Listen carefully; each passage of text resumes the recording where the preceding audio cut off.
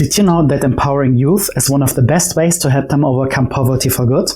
Well, then you will really enjoy today's talk together with Gaston Warner from Zoe Empowers. He will share with us how an orphan who used to live in extreme poverty herself helped shape the empowerment program. In situations especially of extreme poverty, I would always ask, what can I do to help them? But Epiphany started asking, and this team of other Rwandan social workers started asking, what are the pieces in your life you would need in place in order to never need charity again and to be able to provide for yourself? How their unique organizational structure helps empower the youth. We designed this crazy organizational chart that looks like this weird sunflower, where the U.S. staff is at the bottom as support staff. And then each of the NGOs in Africa and India are the next level on that kind of area. And then the young people are actually at the top of our organizational chart because they have to be the ones making the decision. And the impact that the empowerment program has had on the youth and their communities. In Africa and India, when village chiefs and political officials saw that these young people were moving from being beggars and sometimes thieves in their local community while they were vulnerable in just a few short years to being employers and business owners and leaders in their community and advocates for the vulnerable in their community.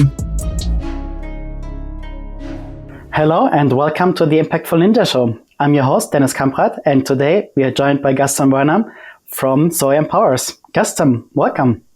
Thank you very much. It's a pleasure to be on the show.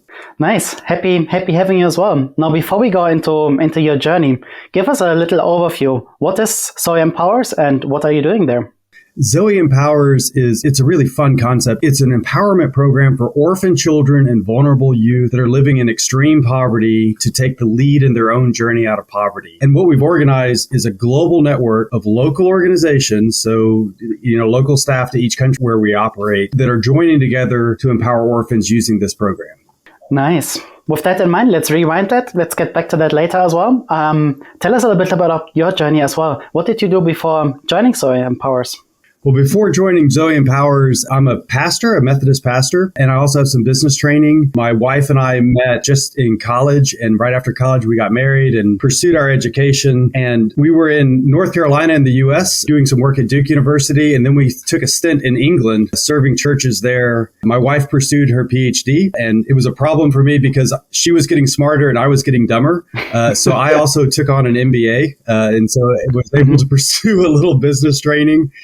And then we returned to the U.S. and because my spouse had a very specific topic that she could teach on, there are only a few universities where she could have those classes. And so my career followed her career. It was interesting, the pushback we got from family and friends on that, but it worked out so well because as I followed her career, when there was a church available, I usually would pastor a church and then do social work on the side. When there wasn't a church available, I would work for a nonprofit or an NGO doing that kind of work. So it ended up kind of skilling me out for working with Zoe Empowers in a way that I had no idea at the time. But it's been a wonderful journey for us both to kind of come to that place. Nice. Yeah, it sounds like quite some experience in different areas, different continents, and also with a little hint of you working on nonprofits before you joined Zoe Empowers. How did it get to actually joining then? Can you remember like the exact moment or how that came about? Oh, I can remember the exact moment. I was working for Duke University while my wife taught there. And my job working for the university through the chapel was to be an outward face to nonprofits, as we call them in the U.S., or NGOs. So I'd work with about 60 or 65 NGOs. Many of them were local, doing local work. Some of them were regional or national. A few were international. But I'd work with about 60 or 65 a year, helping them, connecting to the university and the resources that were available there, but also with synergy and strategy and cooperation between them in a way that was a lot of fun. It was a job that I absolutely loved. And I sat on a number of NGO boards as part of that capacity. And I remember a friend of mine was a minister out of Florida. She came to me and she said, Gaston, there's this organization that empowers orphan children and vulnerable youth, and I want you to come on their board. And I remember saying, well, Janet, what do they do? And she said, they've stumbled across this 3-year community-based, indigenous-led empowerment program. And in a very consistent way, it moves these orphan children and vulnerable youth from life-threatening extreme poverty to sustainable self-sufficiency while living in their own village and being surrounded in layers of community. And I distinctly remember thinking, wow, that's really unlikely. I wasn't an expert in African orphans, but I knew that particular population very likely, or arguably at least, faced more challenges than almost any other population on the face of the earth. And to have that kind of transformation seemed probably unrealistic to me. But I loved my friend and I feared her slightly because she was so passionate about the work that I came on the board, and I was blown away. I was blown away not just by what they were accomplishing, but the way that they had structured what they were accomplishing was unlike anything I had ever come across working with other NGOs.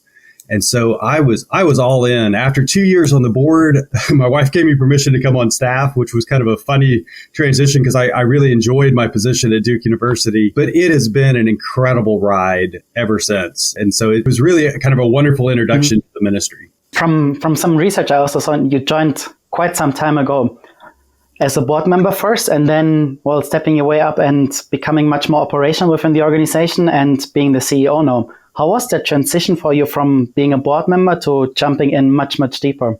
Well, it was interesting. So I joined the board in 2007, and that was the same year that they had moved from relief work, which is what they were doing before, to this empowerment program because they were introduced to it through a Rwandan social worker named Epiphany Mujuwamana. And so transitioning from the board where I knew what was happening and I would assist them in small ways, but it wasn't the thing I woke up every day thinking about. And so transitioning to the staff was a lot of fun. At that time, we were very small and we were still figuring out how to have an organizational structure around this very different program that we had discovered. And I can say a word about that if it's helpful, but I'd have to tell the story, Epiphany's story, which is really fun.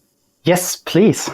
So Epiphany Mujuwamana is the person we were introduced to. When Zoe started, it began as just a typical relief ministry. So it started out of North Carolina, and it worked with orphaned youth in Zimbabwe and a little bit in Zambia with medical relief programs and feeding programs and clothing programs and some scholarship programs. So they could have called it empowerment, but it wasn't empowerment in the way it was going to become. And so at the end of 2006, this organization had an overage of funding. People have been very generous in funding it. There was money in the bank. And that was a little bit of a problem for the board because people had given this money for a humanitarian crisis. And so it felt wrong to leave it sitting in the bank. But at the same time, if you just throw money out there at things, it evaporates. And so they put out word that they were looking for something truly effective, working with orphan children and vulnerable youth, at that time just in Africa. And they were introduced to Epiphany Mujuwamana. Someone had heard her speak at a conference and were just intrigued by the way that she was approaching things. And Epiphany has a pretty powerful story of her own. She was raised as a vulnerable child in Rwanda. At the age of 9, her father passed away in an automobile accident and her mother was disabled. And so Epiphany, we kind of asked her, how did you survive? She said, well, I started doing businesses. I would buy these little gum squares. In Mexico, they call them chiclets. And she would buy these little gum squares, and she said, I would sell them in my village. And we said, how much did you charge? And she said, oh no, I was only 9, but I was very cute. And so instead of asking for money, I would ask for just a handful of grain. And because I was a 9-year-old girl, people would sometimes give me 2 handfuls of grain, and I could then sell the grain for much more than I could have sold the gum for in the first place. And then she would plow her profits into helping feed her family and helping her stay in school, but also other businesses that she began. So from the age of 9 years old on, she was an active part of helping her family survive. And then she became a successful and very popular school teacher in Rwanda. And it seemed like kind of a wonderful ending to a powerful story. But then the 1994 genocide decimated her country. And she survived that horrific event. But in the wake of it, her heart went out to all these children. There were 800,000 orphans created in the period of 100 days. And she knew what it was like to walk in their shoes. And so she decided to dedicate her life to helping these young people recover. And she went to work where the resources were for some large Western aid organizations in her country. And she worked for each for a couple years with these well-known organizations and became disillusioned with what she saw as a cycle of relief and dependency on that relief, with no way for these young people to ever stand on their own feet. And so Epiphany and a team of other frustrated Rwandan social workers on a shoestring budget started going directly out to the communities and the villages. And they spoke with all the important people, the village chief and, all the community influencers. But more importantly, they went directly to these child and youth-led households. You have a 17-year-old young woman raising 3 younger siblings. and they would go to these youth-led households. And Epiphany began asking a different question than I would have ever thought to ask. In situations, especially of extreme poverty, I would always ask, what can I do to help them? But Epiphany started asking, and this team of other Rwandan social workers started asking, what are the pieces in your life you would need in place in order to never need charity again and to be able to provide for yourself? And with that very different kind of question, over time, they developed that 3-year community-based empowerment program that touched on every area of life in powerful ways, but did it in a way where the young people were in control of their own journey out of poverty. And so here we were funding Epiphany's work with our overage of funding, and we were doing all our relief work on the side. And when I came on the board in 2007, I came on at the end of the year when the board was evaluating the effectiveness of the work for that year. And it became immediately clear that everything Epiphany was doing was better by any measure, by orders of magnitude, than anything we were doing. And so we decided to take the decision to pull out of our relief work and come behind Epiphany's work. And we did that over a period of about 3 years because we didn't want to leave our partners in the lurch because we had pulled out too quickly. But we were very certain that Epiphany and her team's method was just more effective than ours. And so that was the challenge. And the challenge going forward was, how do we develop an organizational structure that will allow this very different approach to thrive instead of the staff from the global north trying to control it and smothering it in the process? And so that was kind of our next big challenge.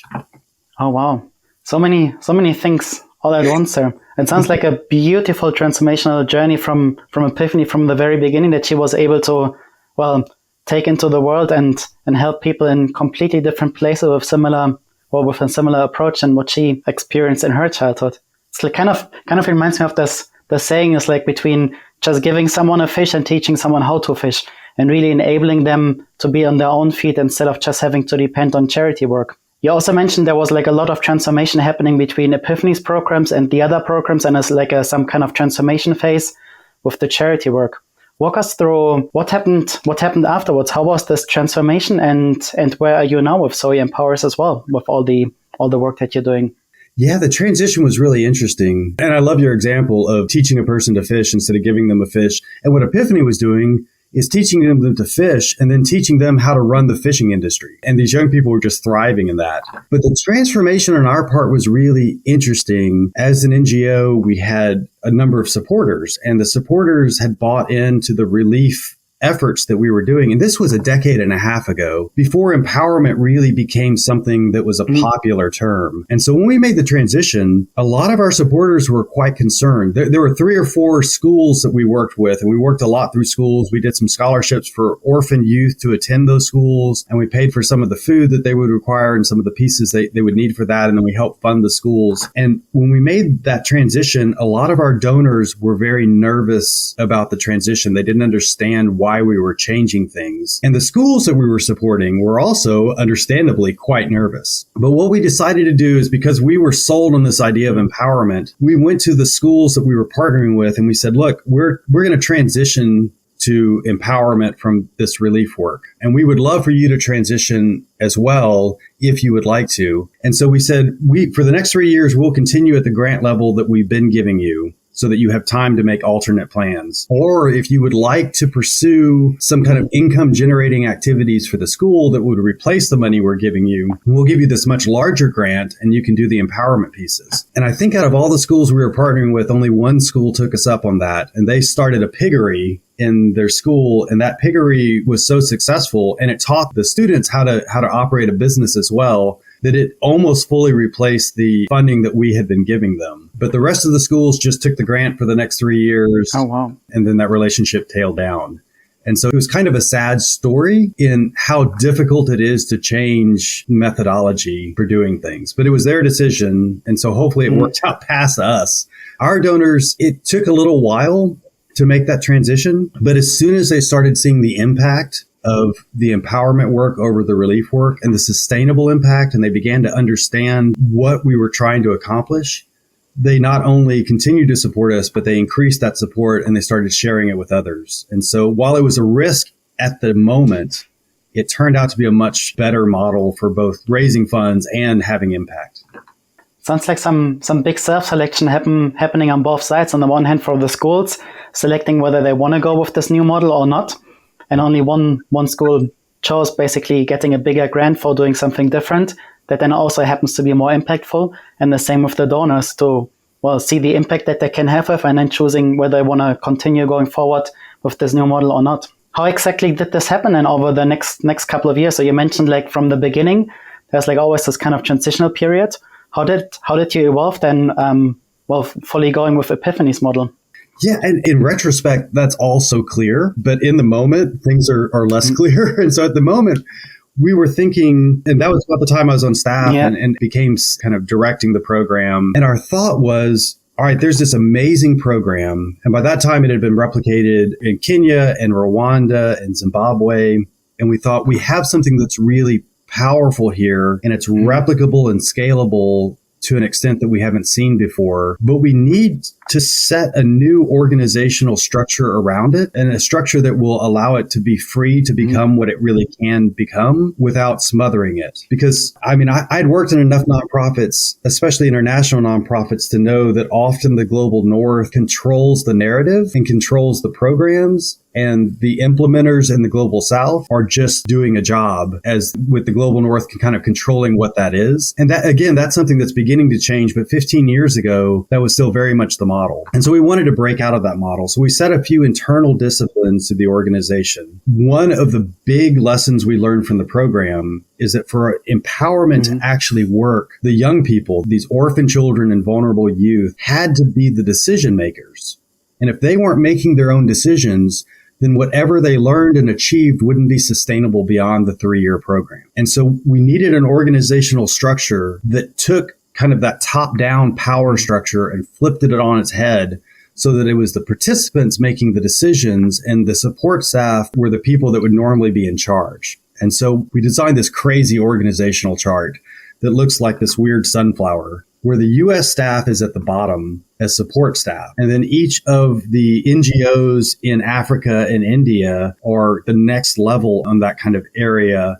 And then the young people are actually at the top of our organizational chart, because they have to be the ones making the decision. So what was designed was this framework for the local community in Africa and India to stand behind their own young people, and for those young people to be in charge of their decision making, with the staff of Zoe Empowers, first the staff that's local to that country being the next layer that kind of supports them, and then the U.S. staff helping with bureaucracy and fundraising and the pieces that we can contribute. But there was a strict internal discipline that, although there was iterative changes in the program every year and always improvements, all of those improvements came directly from the program countries, and the U.S. staff couldn't make any suggestions for improving the program itself. We were big data nerds, so we were tracking all the data. We knew exactly what was happening with every piece of the program. We had audits from some of the big 5 kind of auditing firms. And so we knew what was happening, but the U.S. was in a supportive role, which is unusual for my people in the U.S. We like to control things. So that was a big change kind of in our organizational structure. And one of the pieces that embodied that is I'm CEO of Zoe Empowers Global North. And my colleague, Reagan Kabiria in Kenya, is CEO of Zoe Empowers Global South. He's in charge of all the program and all the really cool stuff that's happening. And I'm in charge of fundraising and bureaucracy. But we find that separating the control of the organization in those ways make a lot of sense. And the U.S. can do what the U.S. is really good at, and increasingly kind of global north written large, with other countries kind of coming into that group. And the global south leaders can do the part that they really know how to do well without having to worry about the other pieces. And so together we're like two sides of a coin, but it works well in totality. Before also going a little deeper into the 3-year program, was there any kind of big challenges that you faced as well, like implementing that new, let's continue with the visual, like the sunflower organizational structure? I mean, there were a couple challenges. In the U.S., we always had to explain to our board that, yes, they were in charge of, they were board members and they had operational control, but that it was the boards with our partner organizations in Africa that had control over the program. But we would recruit board members who understood that way of thinking about doing it. And then what really made that easier is showing success. And so as soon as we operated in that way and freed both sides, Global South and Global North, to do the pieces that they were really skilled for, we found that the organization really began to grow. And so we had a pretty steep growth curve. And as we started collecting data, we saw that the impact from it was really impressive. Mm-hmm. And that helped drive growth. It helped showing donors that impact was happening. They gave more money. And then in Africa and India, when village chiefs and political officials saw that these young people were moving from being beggars and sometimes thieves in their local community while they were vulnerable in just a few short years to being employers and business owners and leaders in their community and advocates for the vulnerable in their community. On both sides, when we began to show that kind of impact, it allowed the growth to really take off. And then we began to scale in countries at a pretty rapid rate. But then we also found that it could replicate across country and continent. When we made the transition from Africa to India, we weren't sure it would work, but it really worked well in India as well. It seems like as long as the young people were in extreme poverty, not a couple echelons above that, but if they were in that extreme life-threatening poverty situation, this program worked really well for them.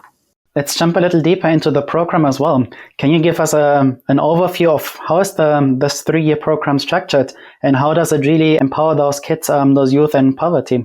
Absolutely. So when Epiphany and her team were designing it, there were a couple somewhat counterintuitive pieces that really made it work. For example, when Epiphany went into the villages, he said one of the big problems is that these young people are completely isolated from their community because they might be sick and they might be dirty and they might not smell great and they might be begging all the time or stealing food. They're often treated as a pariah in their community and they don't feel like they can attend community events because their clothes aren't correct and maybe other people avoid them on the streets for fear that they'll be begging from them. And so although there were hundreds and hundreds of these young people in a community, each of them felt like they were completely isolated. So Epiphany said the first thing we need to create is a sense of community. And so the basic structure of the program are these empowerment groups. And an empowerment group is roughly 25 child and youth-led households. And so it'll be an eldest sibling. I gave the example earlier of a 17-year-old young woman with 3 younger siblings. Each family has an eldest child who's kind of the de facto parent of the family. And that ranges in age. From at the youngest, we try to keep it at least 14 years old on up to almost 20 years old, along with their younger siblings. So in an empowerment group, the average age of the heads of the households might be 18 or 19, and the average age of the whole group might be 11 or 12.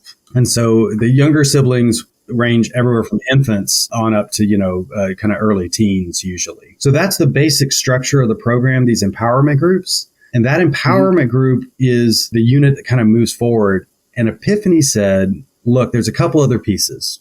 One is that if there's too many adults in the room, the young people will never take their own authority. And so by design, there's roughly 1 Zoe staff per 1,000 orphans in the program. And that's not a budget limitation. That's the piece whereby the young people have to make their own decisions. Epiphany said, unless they're making their own decisions, the empowerment won't stick. And it's unreasonable to think that the staff won't make decisions for them and the young people won't want the staff to make decisions for them, especially when they're very vulnerable at the beginning. But with 1 staff per 1,000, it's impossible for the staff to do that. Now, each empowerment group also nominates a volunteer mentor, a volunteer from the community who's an adult who will walk with them and kind of helps them interface with the rest of the community. And that's a powerful piece. And then we have the Zoe staff, but the young people have to be making their own decisions. And then the final piece that Epiphany said is poverty is a system. And so there's no one panacea that's going to solve poverty. The whole system has to be addressed in a roughly simultaneous way. So Zoe's goal was to help these children first become safe and healthy. The things that were kind of life-threatening pieces in their lives. They had to be able to get food and have a secure source of food. They had to be able to have housing, either repair the houses that their parents had left them or build a new house if they were completely homeless. They needed to understand hygiene so they're not getting sick all the time and have access to health care when that's necessary. And they needed to understand their rights as children. Everything bad you hear about happening to children in our world is concentrated on the shoulders of those who are most vulnerable and whose voices are least heard. And arguably African orphans and orphans in India and otherwise vulnerable children are right in that kind of epicenter of abuse. And so having those pieces in place kind of helped them be safe and healthy. But Epiphany said we also need to focus on getting them to a place where they're skilled for long-term success. So things like formal education, if possible, or vocational training, if that's more appropriate. Pieces like starting businesses. And at the beginning, the businesses are really rudimentary, simple things. By the third year, most of them have 2 or 3 diversified businesses with employees of their own. It's really kind of a powerful piece. And they do individual businesses, but they also do businesses as an empowerment group. So that if a business fails, there's enough cash to kind of keep it going to the next kind of granting cycle. And then understanding how money works. And these young people, again, begin with kind of a rudimentary sense of how money works. But by the time they're graduating, they're engaging in pretty sophisticated financial transactions and investment schemes that are really powerful for driving them forward. And then the final piece is to be able to live meaningful lives, which is something we want for all of us. And that looks like community reintegration, where instead of being seen as a pariah in their community, they're invited to weddings and they're invited to, events in the community. And when there's a fundraiser, they can contribute to it. And other pieces like family reunification, if there are adults in their lives that can be reintegrated in ways that are safe going forward. And they can do that, but they do that with agency, knowing what their rights are and having their own sources of income. Another piece is how they pay it forward. So they're acutely aware of what it was to be vulnerable when no one would care for them. And so as soon as they start getting a stable source of food, we find them sharing their food with other orphans.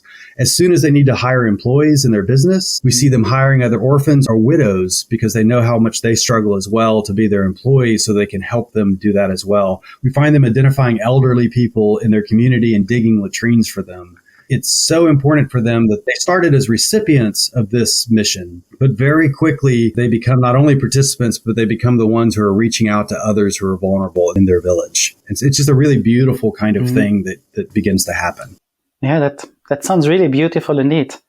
Now for the question also for all of us listening to it and wanting to know, how can we support you? How can we help Zoe Empowers grow? How can we help more orphans, become more empowered?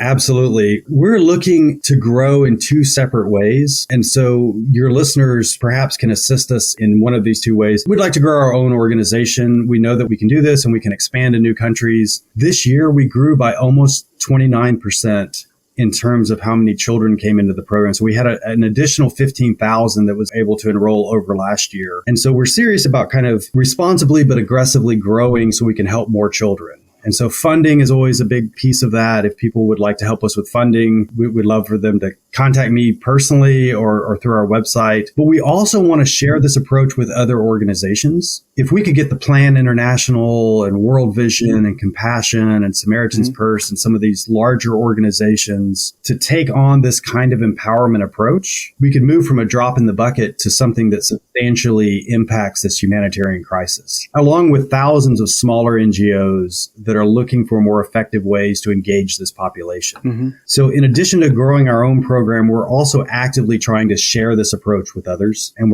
we're in conversation with these other organizations. So if any of your listeners have connections to other NGOs, we'd love to be in conversation, whether they see what we're doing and just take pieces that might work, or if they want to partner more directly. We find that if you don't care who gets the credit, you can accomplish almost anything. And so we're really interested in sharing that approach.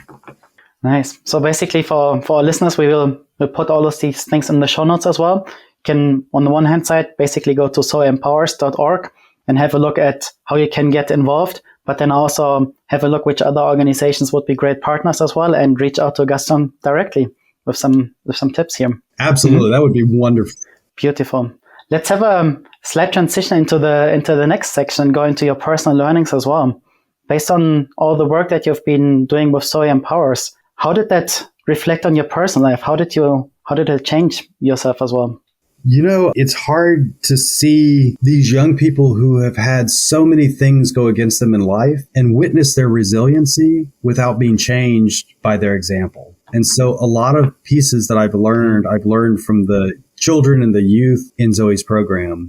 You know, the pieces that make for an impactful life, there's so many parts of that with lots of nuances. But I think with Zoe, one of the biggest things that I've learned personally is that sharing power allows power to grow. And so whether that's a partnering between the global north and the global south, actually sharing power and respecting each other's worldview and ability to engage in impactful mission, or if it's allowing the participants of a mission who are normally seen as just recipients, but to allow them to actually be participants and leaders in that mission, because they're the ones most affected, and they're the ones that know the most about their situation. So engaging them in partners in mission instead of just seeing them as receivers of mission, especially in terms of long-term poverty. Mm-hmm. In emergency situations, you got to keep people alive, and that's understandable. But in situations of long-term poverty, the recipients really should be the primary movers in that mission. And so seeing that on the ground has changed my whole view of what mission means, not only for the work that I do, but in my own personal life as well. How do I open up and share power with others in ways that increases that power instead of holding it to myself in ways that aren't healthy for me or for anyone around? Sorry, that might be a little too far into the weeds. Mm-hmm. No, it's beautiful. I love it. It's your personal learning after all as well. Now, let's already go into the final part.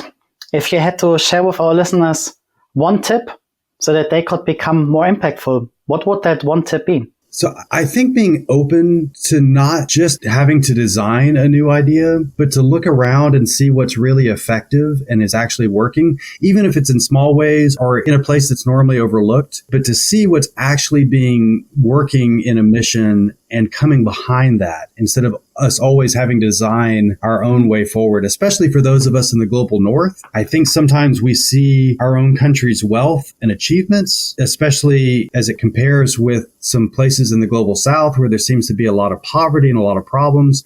We see our own achievements as making us better equipped to make decisions for the global south. And I think we're beginning to come to a point in history where we're realizing that we don't have the answers for the global south, but we need the partnership between us in lots of different ways. And there's things we can learn from the global south and things that we can give to the global south, but it actually has to be a partnership where both sides give and receive something valuable. And if it's not a partnership where both sides give and receive something valuable, it's a relationship, but it's not a partnership. And so engaging in mission, especially across those boundaries in ways that make it a partnership, I think is worth doing. It's messier. It means you have to listen. It means you have to accept another person's worldview as valid, but the results of it can be so powerful. Beautiful. Thanks so much for sharing that. Thanks so much for joining us today and for all the great work you're doing with Zoe Empowers as well, Gaston. And Dennis, thank you. And thank you for this podcast. It's just such a wonderful concept. And we appreciate you sharing it with us all. It's my pleasure. Really happy to share all your work. And to everyone else listening to us, thanks so much for joining us as well. And stay impactful.